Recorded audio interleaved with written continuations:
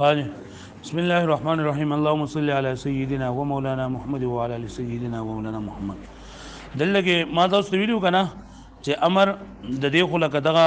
معنی دي شپارلس معنی دي ټوټل لذي مجازي معنی دلته کتاب کې ترنه دا دول سي ذکر کړی دي د دې نه علاوه نور معنی هم دي چې هغه په دې کتاب کې نه دي ذکر شوی لکه د متصویر د نور انوار کې بدی بحث کې چیرې امر جنې دې موجب څه شی دی د امر موجب څه شی دی نو بدی کې علماء کرامو اختلاف ته زمونږ بنځ باندې دا چې د امر موجب ته دا وجوب دی هغه نو د اباحت او توقف نه دی بیا نور علماء کرامو فرمایلی دي چیرې بعض وی چې د دې استحباب دی ندب دی د امر موجب یعنی امر موجب مطلب دا چې کله د امر مطلق ذکر شو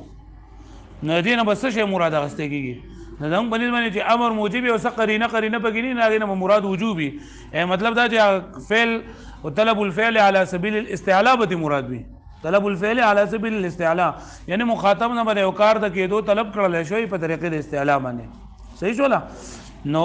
او چې کله قرینه موجوده او جمع مو چې رب دې دوله څه په یو معنی راځي لکه کله مونږ چې ارشاد برازي کله مونږ چې تهدید برازي کله مونږ چې تعجیز برازي کله مونږ تسویه برازي خو چې قرینه نه موجوده نه دا بیا د وجوب د پاره راځي پوه شئ نو دی وی چې دا مجازي معنی د امر دې نه د شپارلس دي نو چې کومې بدی کې شي نه خو بشوي لکه دا وی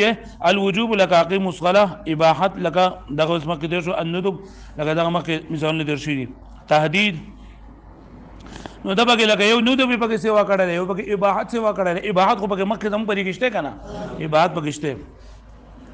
او تهدید پکې مشته لکه تهدید څه ته مخاطب الغیر بالغضب یعنی مخاطب کستا بزورن باندې خبره کول بزورن باندې رټل لکه اعملوا ما شئتم ويقرأ منه الانذار وان جعلوه قسما اخر وابلاغ ما تخويف ويبقى انذار ده انذار لکه دغه انذار څه ته وای چې لکه یو کس یې رول سره د تخویف نه خبر اور رسول سره د تخویف نه رول لکه ته تمتع بکفرک قلیلا تعجیز دا شوی رفعتو بتورد من ما قبل راجز کول ارشاد شوی روا چې د ویاد منکم هو قریب من ان انه يتعلق بالمصالح الدنيويه والندب لثواب الاخره واذا ارشاد او ندب د معنی یو شری او په ارشاد او ندب کې فرق دا دی چې ارشاد دنیوي اغراض د پاره او ندب تلند د اخروی اغراض د پاره التسخير تلند د هم دي شوی دی کنه نه شوی ما قبل را مسخر کول په کار کړو لکه کونو قرادتن خاصین نیو بغیر تسخير ده بیا امتنان شوی له قلوب مارزقون الله فإن هذا الامر بالامتنان بقرينه قوله امتنان چې متکلم په مخاطب باندې او خبر اثباتلو د پاره حکم کوي لکه کلو مما رزقكم الله نه لګي دا کلو فعل امر د امتنان د پاره ده او قرینه به مما رزقكم الله ده بیا د اکرام د پاره نو اکرام زموږ دي کې شوی دی نه قول تعالی ادخلوا بسلام فإن السياق قرينه على ان الامر الاكرام و سياق دا قرینه په خبره باندې چې امر د اکرام د پاره با الاهانه كما تقول لمن تهين ذق انك انت العزيز الكريم لگا اهانت دی چې ته یو کس پکواله کې دا اوس پکواله لپاره ته کې لګته کور اجرات نه حدید عدل لګي مثال څنګه کړه ذق انك انت العزيز ذق وسكت عذابنا یا تسویه كقوله تعالى استوها فاصبروا ولا تصبروا الدعاء نو اللهم اغفر لي التمني يا مالك ليقضي علينا ربك مقولة الكفار في جهنم الاحتقار نحن قول موسى لسحرة فرعون احتقار چې بدی کې متکلم مخاطب له رسپک غني نه دا معنی به کوم نه راشي متکلم مخاطب له رسپک غني واته دا کې لکه القوا ما التم ملقون اندل لګي دا القوا چې راغله چې تاسو وګورئ نو دا هم دغه ته دا ابوري استهزاء دا ټوکه د بابره دا احتقار سپکواله التکوین لکه کن او التادیب د پاره لگا ابن عباس قوله لابن عباس رضی الله تعالی عنہ قوله علیه الصلاه والسلام کل مما یلیک چې تا خوراک نه دلګي هغه ادب خورته خودل دا ټول معنی چې کنه دا دلګي شپاړه ذکر شي دغه لګي بار ذکر شي وسده دلګي دي هغه دغه نشته لګي التماس بری کې شته پای کې نشته یا دا شان تخیر پدې کې شته پای کې نشته ده به نه معنی نه دا ټول دغه معنی دي دغه بیا تاسو الله واړو نه یې څه دا وای نو څنګه چې موږ ویلو امر دې ته ویلېږي چې طلب الفعل على سبيل الاستعلاء وایي نه معنی نو دلته کې پنهي کړه طلب الكف عن الفعل علی سبیل الاستعلاء یعنی په امر کې د یو کار کول مطلوب چې هغه په وخت په امر کې د یو کار کول مقصود دی کې طلب کول مقصود او علی سبیل الاستعلاء او بنه کې طلب کف فعل وي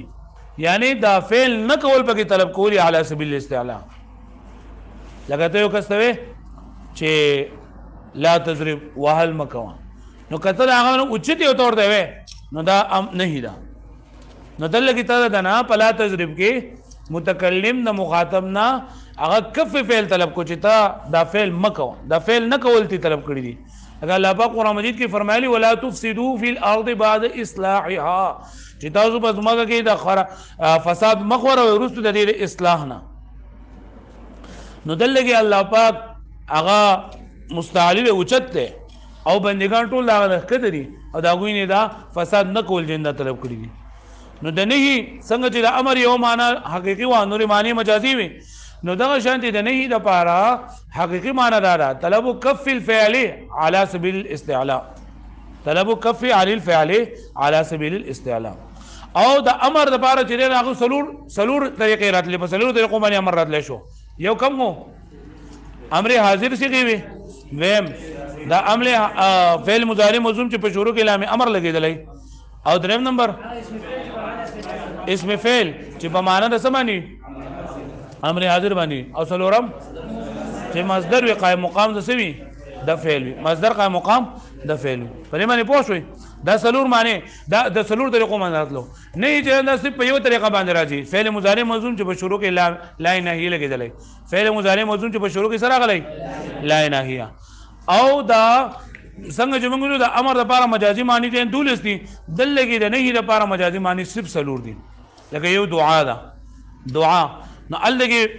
هم لکه بری کې لکه متکلم ځان کمزور غني او مخاطب اوچت غني نو دلته کوم دا شان خبره ده په یوه باندې او التماس نو الګي چې کم مستا برابر یا غتا طلب کف الفعل على سبيل التسويه او تمني مقبل شو لکم تمني لا تمني څه ته وایي دیو کار آرزو کول او تهدید څه ته وایي زورنا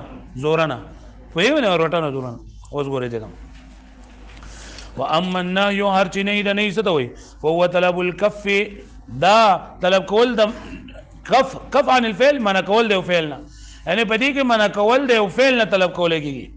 په دې کې منع کول دی فعل نه طلب کول کېږي على وجه الاستعلاء په دغه استعلاء باندې مطلب دا چې په دې کې دا کم کس منع کوون کې متکلم دی با په مخاطب باندې ځان اوچت غني متکلم په مخاطب باندې ځان اوچت غني او دی به خبر نه چنده منع کوي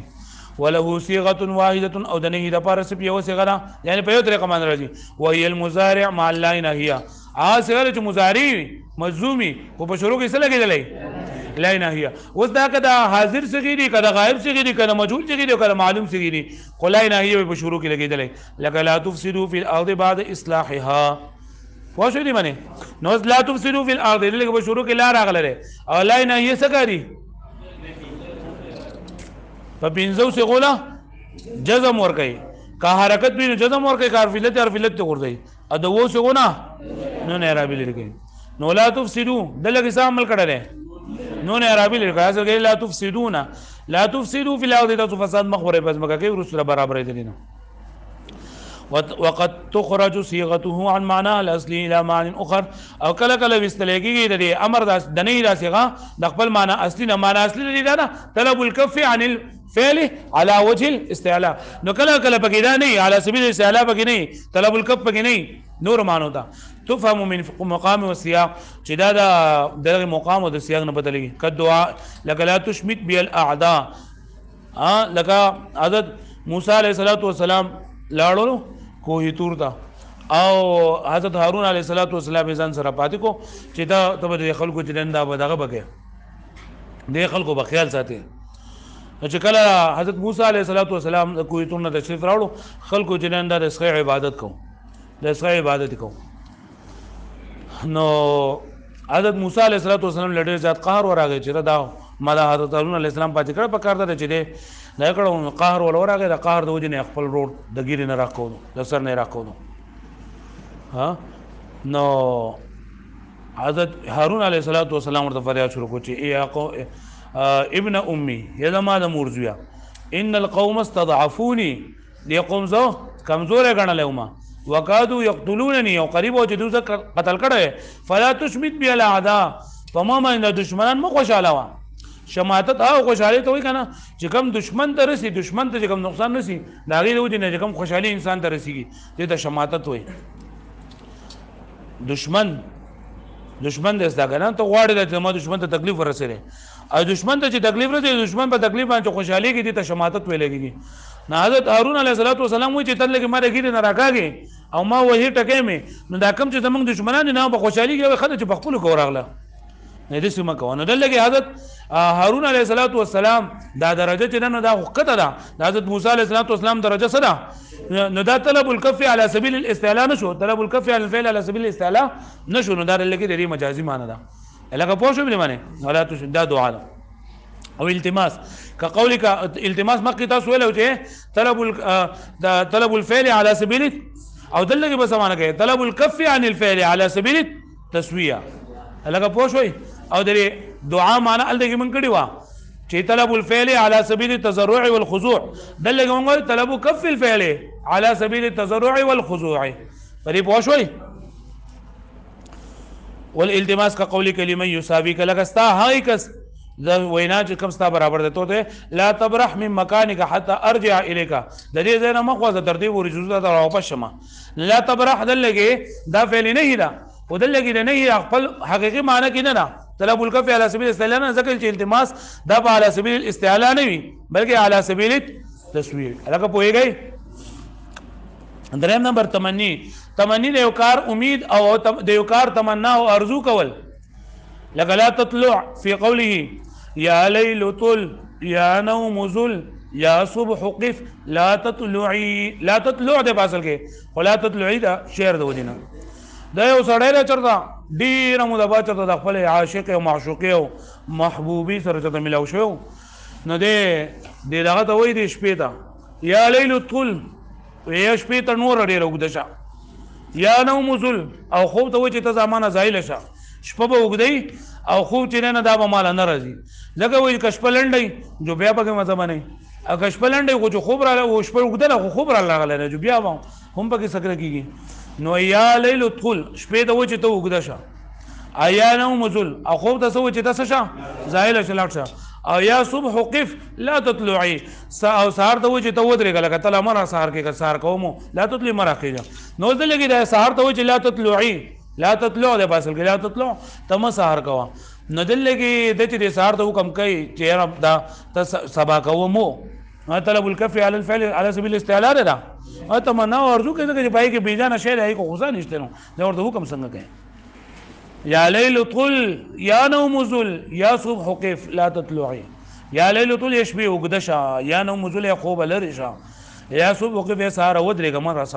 مره خېجه والتهدید زورنا که قولک لخادمک لکه ستا قول خادم ته چې لا تطع امري زما خبره مه منه یعنې مه منه پته به دې ولګي انشاءالله پوهېږئ معنې هلکه تاسو وګورئ چې ته اوس سبق یادی نو خو مه یادوه خیره زره پته به دې ولګي که نه پرچه کې به ما مخکې راځي نو لکه پوه شو به دې باندې نو ګوره موږ نن سبق کې څه چل وکړو یو خو موږ د امر هغه کوم نورې معنی چې پاتې وي که نه او وکړل د لنډوار د حاشیې نه او دویم موږ څه وکړل د نهي تعریف وکړو د نهي حقیقي معنی او نهي په کم وزن باندې راځي یو وزن باندې راځي او د نهي مجازي معنی څلور چې کومې د هغې مون تفصیل وکړو صحیح شوله تاسو دا واړوئ ښه